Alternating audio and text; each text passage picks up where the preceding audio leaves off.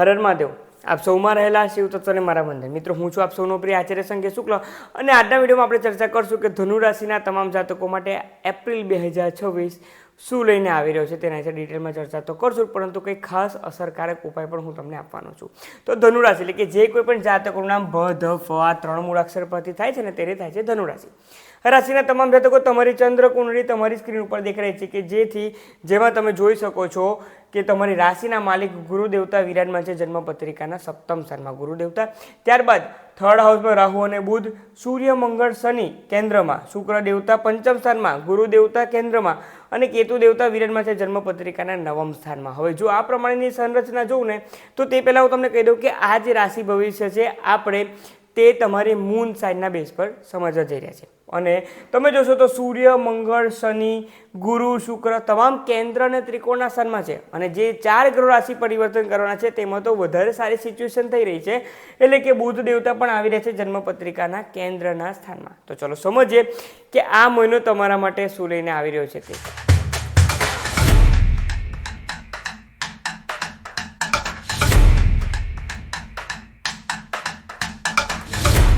તો ધનુ રાશિના તમામ જાતકો સર્વપ્રથમ ચર્ચા કરીએ તમારા સ્વાસ્થ્ય બાબતે। તમે જોશો તો તમારી રાશિના સ્વામી ગુરુ દેવતા વિરાજમાન છે જન્મ પત્રિકાના સપ્તમ સ્થાનમાં અને ત્યાંથી જે સીધી દ્રષ્ટિ કરશે, હવે ગુરુ દેવતા ફર્સ્ટમાં હોય કે સેવન્થમાં હોય તો પછી તમારી સ્વાસ્થ્યને કંઈ તકલીફ થવાની છે।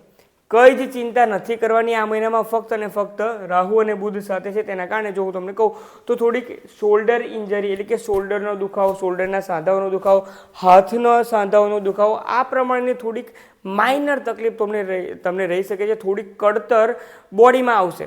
અધરવાઇઝ જોવા જઈએ તો આ મહિનામાં હેલ્થને સાઈડ પર રાખો, કર્મ કરવા પર આગળ વધો, કારણ કે આ મહિનામાં હેલ્થ વાઇઝ મેજર કોઈ તકલીફ નથી જણાઈ રહી।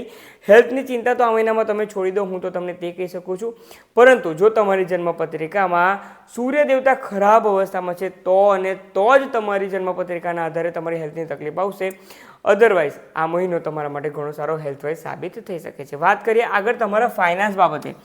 ફાઇનાન્સ સ્થાનના માલિક શનિ દેવતા વિરાજમાન છે જન્મ પત્રિકાના ચતુર્થ સ્થાનમાં અને તેમના સાથે છે સૂર્ય અને મંગળ। કેન્દ્રના સ્થાનમાં શનિ દેવતાનું સૂર્ય અને મંગળ સાથે વિરાજમાન થવું અને ત્યારબાદ બુધ દેવતાનું ઇન્ફ્લુઅન્સ આવું, જે ક્લિયર ઇન્ડિકેટ કરી રહ્યું છે કે ઘણા સમયથી તમે મહેનત કરી રહ્યા હતા, શનિ દેવતા ધીરે ધીરે તમને તમામ સફળતા પ્રાપ્ત કરાવતા હતા, પરંતુ આ મહિનો એપ્રિલ 2026 તમારા માટે ઘણો સારો સાબિત થઈ શકે છે। તમારી પાસે નવા કામ પણ આવી શકે છે અને તેના કારણે તમારા ફાઇનાન્સમાં વધારો થઈ રહ્યો છે। જો કોઈ વ્યક્તિ પાસેથી ઓછાના પૈસા પણ લેવાના બાકી હતા તો તે તમારા ઉધારીના પૈસા પર તમે પાછા લઈ શકો છો, તમને સામેથી પણ તે વ્યક્તિ આપી શકે છે, તેથી થોડો પ્રયત્ન કરો, આ મહિનો તમારા માટે ઘણો સારો સાબિત થઈ શકે છે। વાત કરીએ તો સૂર્ય દેવતા જન્મ પત્રિકાના પંચમ સ્થાનમાં આવી જશે, જન્મ પત્રિકાના પંચમ સ્થાનમાં 14 એપ્રિલ બાદ, કે જ્યાં સૂર્ય દેવતા ઉચ્ચ રાશિના થઈ જવાના છે મહિનામાં, વર્ષમાં એક જ મહિના માટે, એટલે કે 14 એપ્રિલથી 15 મે સુધીમાં સૂર્ય દેવતા આ 30 દિવસ સુધી સૂર્ય દેવતા ઉચ્ચ રાશિના હોય છે અને તે છે કાળ પુરુષનો પંચમ સ્થાન અને તે પણ તમારી જન્મપત્રિકાના પંચમ સ્થાનમાં જ ઉચ્ચ થવા જઈ રહ્યા છે। તેથી ધનુ રાશિના તમામ જાતકો આ મહિનો ફક્ત અને ફક્ત તમારો છે, હું તો ફક્ત તે જ કહી શકું છું। મુખ્ય તમામ જે ગ્રહો છે તે બધા કેન્દ્ર અને ત્રિકોણને કવર કરીને બેઠા છે। આ મહિનામાં જો પાછળ પડ્યા તો તે તમારી ભૂલ છે, હું તો તમને તે જ કહું છું।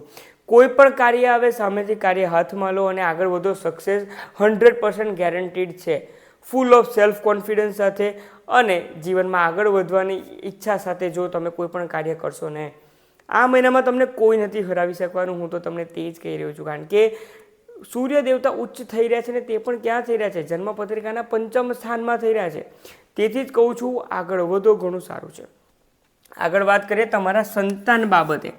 ત્યાં શુક્ર દેવતા વિરાજમાન છે અને 14 એપ્રિલ બાદ પણ જોઈન કરવા જઈ રહ્યા છે સૂર્ય દેવતા।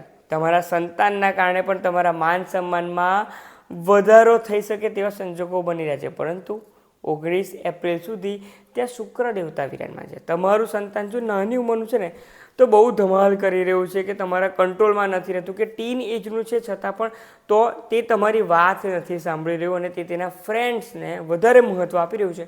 આ પ્રમાણના સંજોગો બની શકે છે, પરંતુ સૂર્ય દેવતાને 14 એપ્રિલ બાદ આવવા તો દો, ત્યારબાદ તમે તેમના પર જે કંઈ પણ તમે જે જોર જબરદસ્તી કરશો કે તેમના પર થોડુંક સ્ટ્રિક્ટ થશો તો તે ક્યાંક ને ક્યાંક તમારી વાત સમજી શકે છે કે હા, હવે મારા પેરેન્ટ્સ સ્ટ્રિક્ટ થઈ ગયા છે, મારે થોડું કાળજી રાખવી પડશે. તેથી સંતાન સાથે એક મિત્ર બનીને રહેવાનો આ મહિનો છે, તે પ્રમાણે કરશો તો સંતાન પણ ઘણો સારો તેનામાં ચેન્જ આવી શકે છે. આગળ વાત કરીએ તમારા લગ્ન જીવન બાબતે. હવે તમે જોશો તો લગ્ન જીવનના સ્થાનના માલિક બુધ દેવતા વિરાજમાન છે જન્મપત્રિકાના તૃતીય સ્થાનમાં, અને ત્યાં તે રાહુ દેવતા સાથે છે. તેના કારણે ફક્ત ને ફક્ત 11 એપ્રિલ સુધી તમારા લગ્ન જીવન સાચવવાનું છે. એટલે કે નાની નાની વાતના ઝઘડા મોટા થઈ શકે છે, મિસઅન્ડરસ્ટેન્ડિંગ ખૂબ થઈ શકે છે, અને મિસઅન્ડરસ્ટેન્ડિંગના સાથે સાથે ઈગો ક્લેશ તે પણ થઈ શકે છે. અને બંનેના મનમાં, તમારા અને તમારા લાઈફ પાર્ટનરના મનમાં તે જ થશે કે આપણે ઝઘડો તો કરી રહ્યા છે, મારે મનાવવું જોઈએ, ના મારે નથી મનાવવું, તે સામેથી આવશે. આ પ્રમાણેની મિસઅન્ડરસ્ટેન્ડિંગને દૂર કરો. તે 11 એપ્રિલ બાદ થવાની છે, અને ઘણું સારું તમારું લગ્ન જીવન રહેવાનું છે. મેજર તકલીફ નથી, કારણ કે ગુરુ દેવતા પણ નવમ દ્રષ્ટિથી ત્યાં જોઈ જ રહ્યા છે. ચિંતા ન કરો. ફક્ત જો કંઈ મગજમાં, તમારા માઇન્ડમાં મિસઅન્ડરસ્ટેન્ડિંગ છે તો તેમના સાથે વાત કરીને પૂર્ણ કરો, કારણ કે આ મહિનામાં તમે તમારા લાઈફ પાર્ટનરને મદદ કરી શકો છો, તમારા લાઈફ પાર્ટનર તમને પણ મદદ કરી શકે છે. ફક્ત 1 થી 11 એપ્રિલ કાળજી રાખવાની છે. તે સમય દરમિયાન મેં જે કહું છું તે કાળજી રાખી લેશો તો કોઈ તકલીફ નથી આવવાની. વાત કરીએ તમારા ભાગ્ય બાબતે. ભાગ્યના સ્થાનમાં કેતુ દેવતા વિરાજમાન છે, પરંતુ 14 એપ્રિલ બાદ તમે જોશો ને તો સૂર્ય દેવતા તેમના સાથે ત્રિકોણ સંબંધ બનાવી રહ્યા છે. તેના કારણે ભાગ્યનો સાથ પણ આ મહિનામાં મળી શકે છે. ઇન શોર્ટમાં જો હું તમને કહું ને તો સૂર્ય દેવતા પંચમમાં આવી રહ્યા છે, સૂર્ય દેવતા ઉચ્ચમાં થઈ રહ્યા છે. તે તમારા માન સન્માનમાં વધારો કરશે, તમારા સેલ્ફ કોન્ફિડન્સનો વધારો કરશે, અને જીવનમાં તમને ખૂબ આગળ વધારી શકશે. તેથી જ હું તમને કહી રહ્યો છું કે આ મહિનામાં ફૂલ ઓફ સેલ્ફ કોન્ફિડન્સથી ધનુ રાશિના જાતકો આગળ વધો. તમારા ભાગ્યનો સાથ પણ મળશે, અને કર્મ જે પ્રમાણે તમે કરી રહ્યા છો ને તે પ્રમાણે જે હસલ છે, જે ભૂખ છે કોઈ પણ કાર્ય કરવાની, તે તમને જીવનમાં ખૂબ આગળ વધારી દેશે. એપ્રિલ 2024માં આગળ વધો અને સફળતા પ્રાપ્ત કરો. વાત કરીએ તમારા કરિયર બાબતે. કરિયરના સ્થાનના માલિક છે બુધ દેવતા, જે જન્મપત્રિકાના તૃતીય સ્થાનમાં છે. ત્યારબાદ તે નીચ અવસ્થાના થશે અને જન્મપત્રિકાના ચતુર્થ સ્થાનમાં આવશે, પરંતુ તેમને સાથ મળી રહ્યો છે સૂર્ય, મંગળ, શનિ, એ 3 ગ્રહોનો, અને તેના કારણે તે ભલે નીચ અવસ્થામાં છે, પરંતુ તેમના સાથે જે કેન્દ્રમાં છે ને ઘણા ગ્રહોનો તેમને બળ પણ મળી રહ્યું છે. તેના કારણે કરિયર વાઇઝ આ મહિનો તમારા માટે ઘણો સારો સાબિત થઈ શકે છે. હા, 1 થી 11 એપ્રિલ દરમિયાન રાહુ સાથે છે, તેથી 1 થી 11 એપ્રિલમાં તમારા વર્ક પ્લેસ પર ખાસ તમારે મૌન રહેવાનું છે. કોઈના સાથે વગર કામનો, વગર વાતનો ઝઘડો ન થઈ જાય, ત્રીજાની વાતના કારણે તમારે ઇન્વોલ્વ ન થવું પડે ને, તે ખાસ કાળજી રાખશો તો ધનુરાશિના જાતકો આ મહિનો તમારા માટે, તમે તમારા પર કામ કરીને આગળ વધી શકશો, અને બીજા લોકોને પણ સમજાશે 11 એપ્રિલ બાદ કે આ વ્યક્તિ હવે જીવનમાં પોતાના કામ માટે ફોકસ્ડ થઈ ગયો છે, અને તે હવે આગળ વધીને જ રહેશે. તેથી તમે જોબ કરી રહ્યા છો, બિઝનેસ કરી રહ્યા છો, તેના પર ફોકસ કરો. તમને આજુબાજુ ક્યાંય કશું દેખાઈ નથી રહ્યું, ફક્ત તમને તમારો ગોલ, તમારો ટાર્ગેટ તમને દેખાઈ રહ્યો છે, તે જ તમને મદદ કરી શકશે. તેથી હું તમને કહી રહ્યો છું કે વારંવાર આ પ્રમાણેના ગ્રહોની સિચ્યુએશન નથી આવતી, એટલે કે સૂર્ય, મંગળ, બુધ, ગુરુ, શુક્ર, શનિ, તમામ ગ્રહો કેન્દ્ર અને ત્રિકોણને એક્ટિવ કરી રહ્યા છે. રાહુ અને કેતુને છોડીને તમામ ગ્રહો કેન્દ્ર, ત્રિકોણ એક્ટિવ કરી રહ્યા છે. આનાથી સારો સમય હું તો નથી માનતો. એસ્ટ્રોલોજીના મારા કરિયરમાં હું તો કહી શકું છું કે આ ઘણો સારો સમય તમારા માટે કહી શકાય. જો આ 30 દિવસે તમે વેડફી દેશો ને તો આ આવનારા સમયમાં કદાચ આ પ્રમાણેનો સમય ન પણ આવી શકો. તેથી આત્મવિશ્વાસ વધારો, તમારા પર ભરોસો રાખો, અને તમે જે ઈષ્ટના પૂજા પાઠ કરી રહ્યા છો તેમના પણ ભરોસો રાખો, તો આ મહિનો તમારા માટે ઘણો સારો રહેશે. ઉપાય શું કરવાનો છે? ઉપાય તરીકે દરરોજ સવારે અડધો કપ દૂધ લેવાનું છે, તેમાં થોડુંક 1 ચમચી જેટલું ગંગાજળ ભેગું કરો, થોડા ચોખા ભેગા કરો, 1 રેડ ફ્લાવર ભેગું કરો, અને ત્યારબાદ તેમાં ઘઉં ભેગા કરો. 1 ચપટી જેટલા ઘઉં ભેગા કરી દો.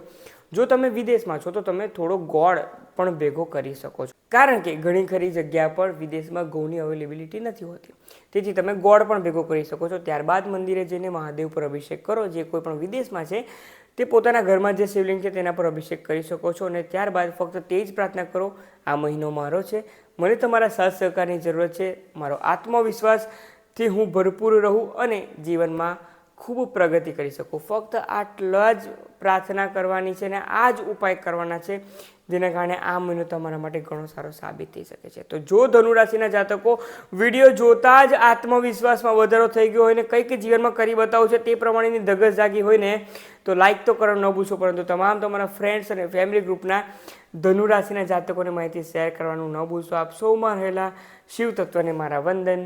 ઓમ નમઃ શિવાય.